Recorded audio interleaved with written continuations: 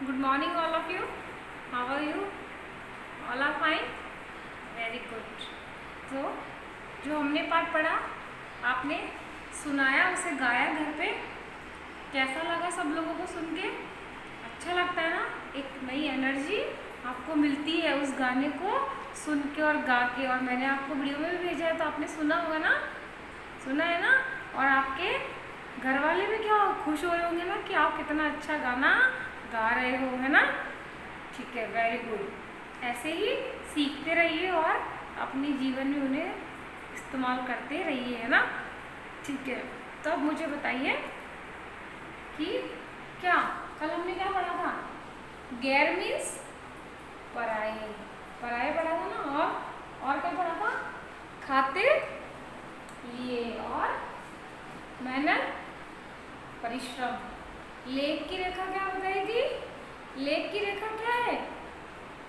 हाथों में लिखा है, तो हमें मेहनत करनी चाहिए नहीं करनी चाहिए? करनी चाहिए, करनी चाहिए ना? Very good. तो बताओ, कल तक हम दूसरों के खातिर मेहनत कर रहे थे, तो क्या हमें दूसरों के लिए करनी चाहिए मेहनत कि अपने लिए करनी चाहिए? हाँ, उस पिक्चर के हिसाब से वो क्या कर रहे थे? पहले दूसरों के खातिर मेहनत कर रहे थे, फिर उन्होंने क्या किया? निश्चय किया वो अपने लिए जिएंगे, अपने लिए मेहनत करेंगे। तो क्या है, ऐसे हमें भी क्या करना चाहिए बच्चों? अपने लिए मेहनत करनी चाहिए, अपने लिए आगे बढ़ना चाहिए और हमारे माता पिता का, हमारे देश का नाम रोशन करना चाहिए। जैसे मैंने अब्दुल कलाम जी का बताया था ना, उन्होंने खुद के लिए मेहनत की, आगे बढ़े, लेकिन देखो उन्होंने अपने माता पिता का नाम भी रोशन किया और अपने देश का भी किया। तो लेकिन मेहनत किसने की? अब्दुल कलाम जी ने खुद ने मेहनत की, तो उनको ये क्या, उन्होंने अपनी मंजिल पाई ना? उनका जो गोल था उन्होंने वो अचीव कर लिया, है ना बच्चों? तो ऐसे क्या है, मेहनत करने वाले आगे बढ़ते हैं। कहते हैं ना, मेहनत करने वाले की कभी हार नहीं होती। तो मेहनत हमारे जीवन में बहुत महत्वपूर्ण भूमिका निभाता है ना? और वो मेहनत अगर सब लोगों का साथ हो उस मेहनत में, तो उस पर क्या क्या कहने उस मेहनत के कि आप जैसे पढ़ाई कर रहे हो, तो आपके क्या घर वाले सब साथ दे रहे नहीं दे रहे?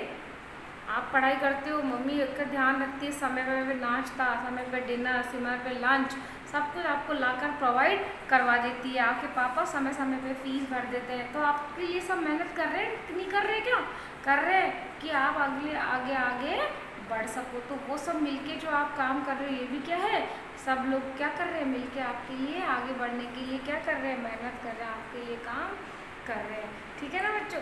तो आज हम आगे बढ़ते हैं। देखिए, कल हमने पढ़ा था ना, मेहनत अपने लेख की रेखा, मेहनत से क्या डरना, कल गैरों की खातिर की, आज अपने खातिर करना।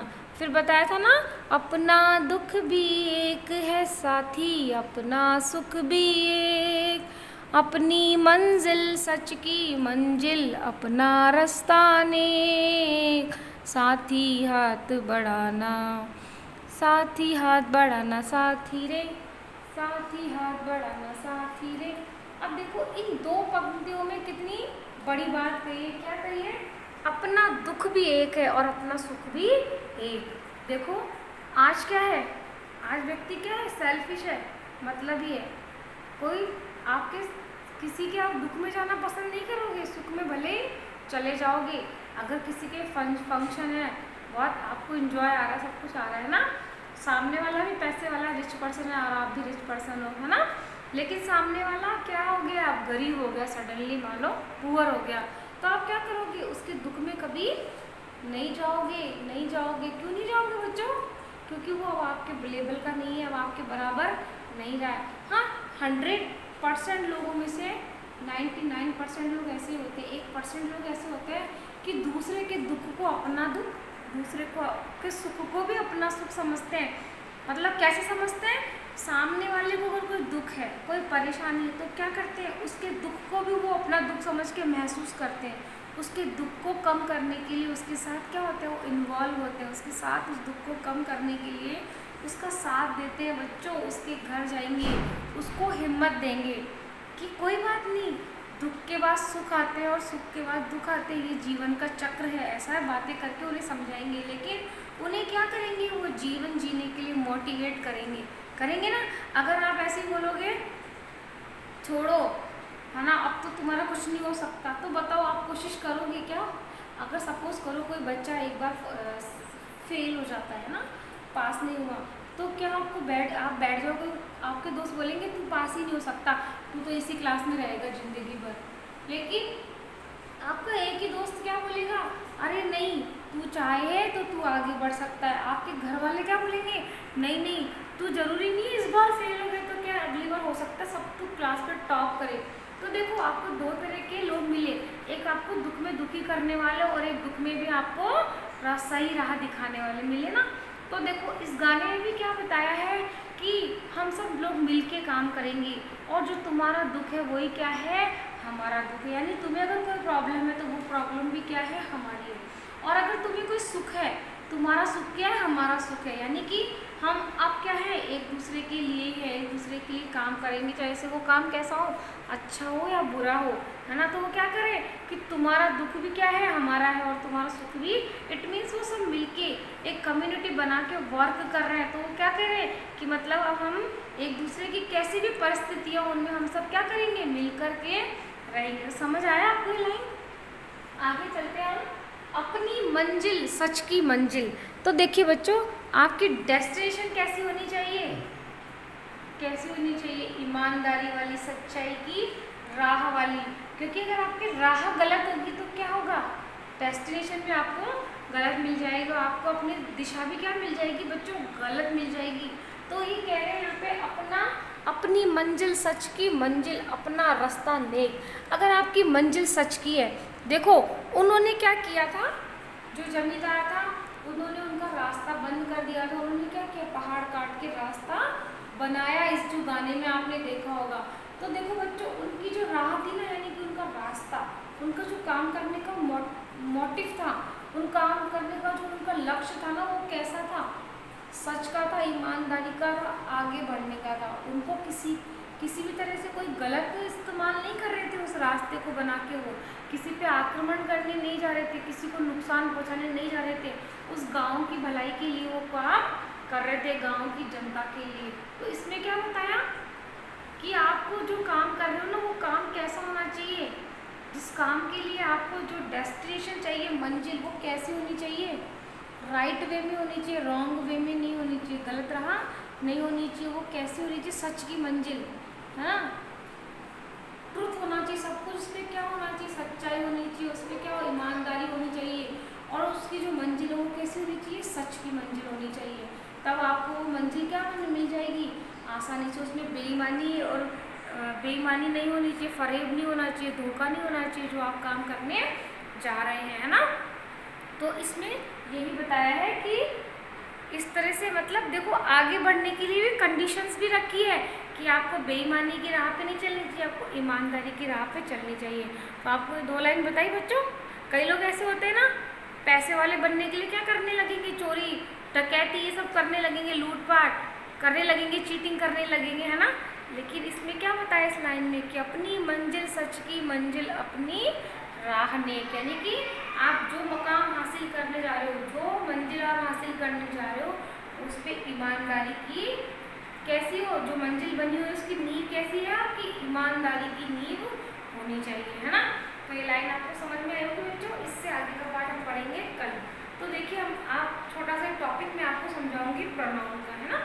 तो अपन प्रोनाउन पढ़ चुके हैं ना, बताइए what is a pronoun. Pronoun किसे कहते हैं, जो शब्द संज्ञा के स्थान पे प्रयोग में लिए जाते हैं उन्हें क्या कहते हैं हम, सर्वनाम। सर्वनाम के जैसे एग्जाम्पल, यह है, वह है, तुम, है ना, तुम्हारा, ये सब क्या है बच्चों, सर्वनाम, है ना। मैंने सर्वनाम के कितने भेद है बताइए, 6। वेरी गुड, कितने भेद है, 6। अब बताइए आप पढ़ चुके हैं, ये हर लेसन में पढ़ चुके हैं, बताइए पहला कौन सा है, पुरुषवाचक, दूसरा अनिश्चयवाचक, तीसरा निश्चयवाचक, चौथा संबंधवाचक, पांचवा प्रश्नवाचक, और छठा कौन सा, निजवाचक। सही है ना? आप लोगों को याद है? देखिए यहाँ पर देखिए एक बार मेरे साथ, सर्वनाम, जो शब्द संज्ञा के स्थान पे प्रयोग किए जाते हैं उन्हें क्या कहेंगे? सर्वनाम। सर्वनाम के कितने भेद है बच्चों? 6। पुरुषवाचक सर्वनाम, निश्चयवाचक सर्वनाम या संकेतवाचक सर्वनाम, अनिश्चयवाचक सर्वनाम, संबंधवाचक सर्वनाम, प्रश्नवाचक सर्वनाम और निजवाचक सर्वनाम। ये सब हम पढ़ चुके हैं पहले वाली क्लास में, है ना? सिर्फ यहाँ पे इसका इंट्रोडक्शन दिया गया था। एक बार हम फिर से रिवीजन कर लेते हैं निजवाचक सर्वनाम को। निजवाचक में क्या है बच्चों, बताओ क्या है? जहाँ पे क्या है?